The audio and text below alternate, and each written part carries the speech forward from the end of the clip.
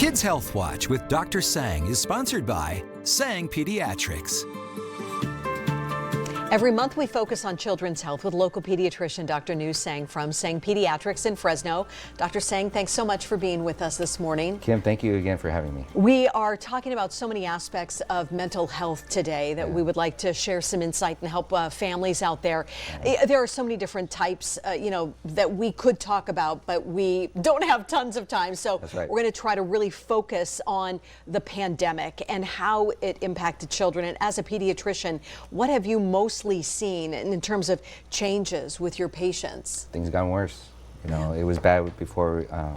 It was bad before, and it's gotten worse.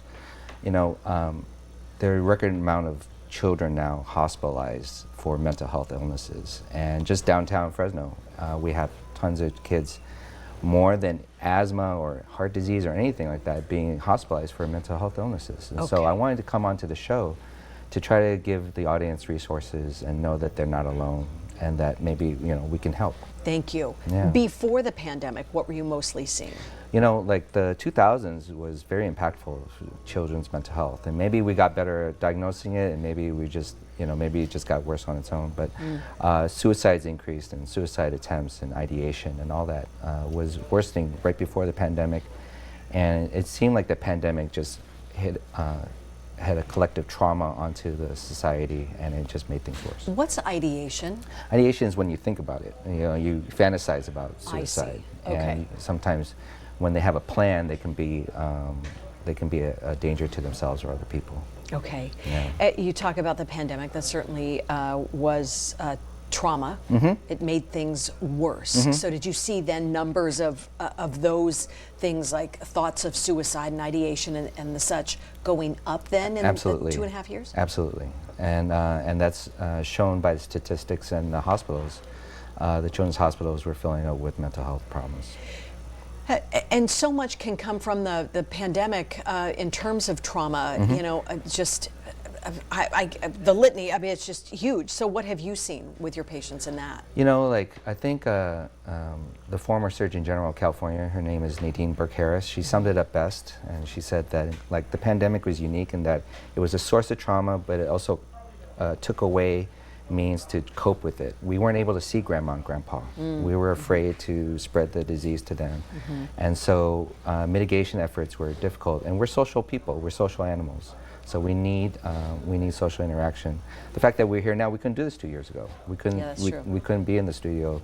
Right. And so now we can. So it's getting better, and now we can look back on the pandemic and kind of pick up our pieces. We've often said that children are so resilient. Yes. However, trauma certainly can have long-lasting effects. Like what? Well, if we're not careful, we have trauma comes in many forms, right? You can get the parents divorce. Move to a new school, something like that. But if they accumulate, it can cause toxic stress, and the body is pumping out stress hormones all the time and thinks that's normal because the kids' brains are not wired yet, but then they get rewired and they think that their body's stressed out all the time.